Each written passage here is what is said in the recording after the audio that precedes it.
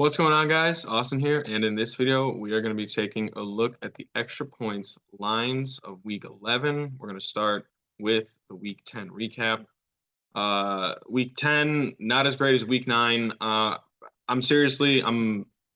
one more week, and I'm just going to start betting the opposite of everything that makes sense. The Falcons at Carolina, it was close, but they were never really in the game. Seahawks, they traveled too far. I probably should have stayed away from that game. The Cowboys blew, 14-point lead. They gave up 17 fourth quarter and overtime points against the Packers, which is exactly what Aaron Rodgers would do to me. Giants minus 4.5 versus Houston. That was perfectly right the whole way through.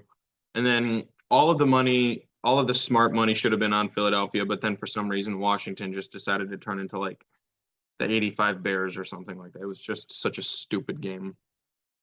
And then over here, Arizona at the Rams, it was predictably under, like obviously under. The Chargers and 49ers, for some reason, I think you could have hit the under on like a 31-point over-under. It was stupid.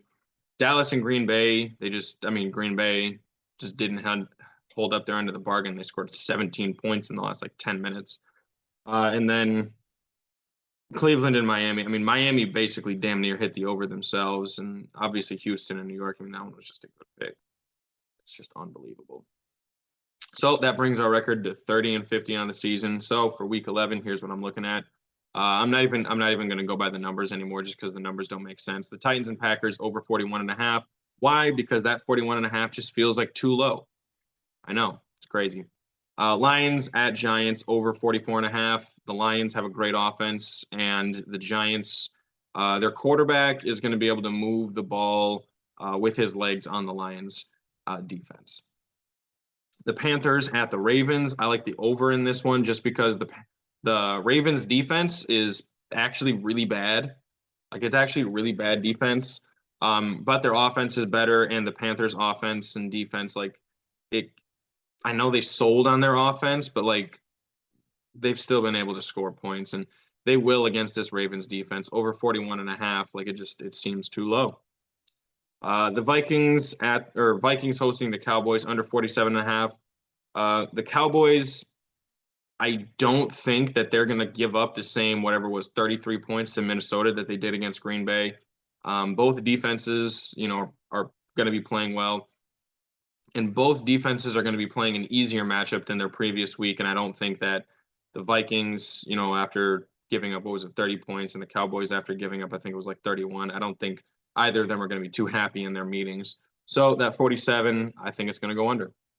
And the Rams at the Saints under 38.5. Now, if Matthew Stafford plays, I'd be really careful about this line, because people are going to say that Cooper Kupp is the entire Rams offense. But even before Cooper Kupp got hurt in this game, he wasn't doing anything without Stafford. If Stafford plays, there's still a good chance that the Rams could score 25 points, but their offenses look so disjointed anyway this season that without Cooper Kupp, and especially without Matthew Stafford, it's looking like the under on that 38.5.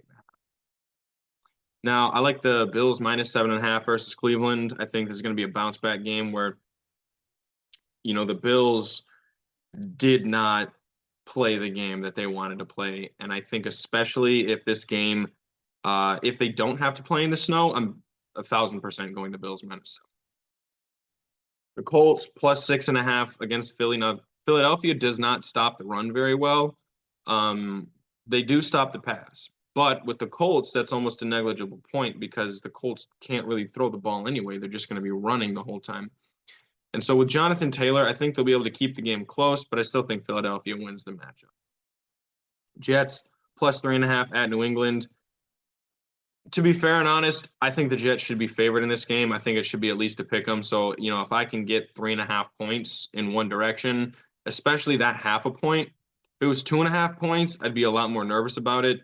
Because Vegas might know something that I don't, but 3.5, it's too good. The Bears plus 3 at Atlanta. I'd really like a 3.5, but I think the Bears are going to win outright. I think the Bears should be favored by 2 points, 2.5 points or something like that. So, this much of a swing in Atlanta, it doesn't really matter to me. Justin Fields returning home to his home state. He's going to be busting up the Falcons, and the Bears are going to win by by probably a touchdown. And then the Lions +3 at the Giants. You can tell I like underdogs. I like the Jets, the Bears, and the Lions all to win outright. The Lions, their defense has been playing amazing football the past couple weeks. Obviously, with the exception of, giving up that whatever it was, like 80-yard touchdown run to Justin Fields. They held the Bears well enough. And then, you couple that with the Giants have no receivers. Their quarterback isn't quite as dynamic as Justin Fields. And it just looks like a really good matchup for the Lions. And what I think is going to be a higher scoring game, but the Lions are still going to come out, in my opinion, and win this game by 3 or 4.